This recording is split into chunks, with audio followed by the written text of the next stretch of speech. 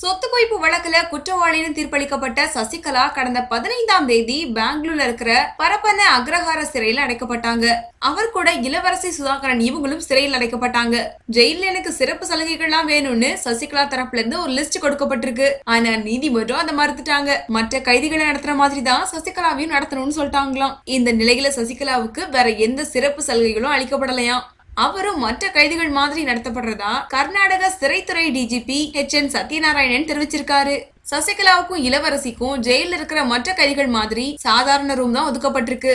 அந்த ரூம்ல fan table எல்லாம் கிடையாது. 2 பேருக்கும் கம்பளி கொடுத்திருக்காங்க. ஒரு பிளேட், ஒரு டம்ளர், அப்புறம் கைதிகளுக்குள்ள யூனிஃபார்ம் கொடுத்திருக்காங்க. ப்ளூ கலர் பார்டர் போட்ட ஒயிட் கலர் சாரி தான் 2 பேருக்கும் கொடுத்திருக்காங்க. சசிகலா இளவரசி 2 பேரும் விருப்பப்பட்டா ஜெயில வேலை பார்க்கலாம், ஆனா கட்டாயம் கிடையாதுன்னு சொல்லிருக்காங்களாம்.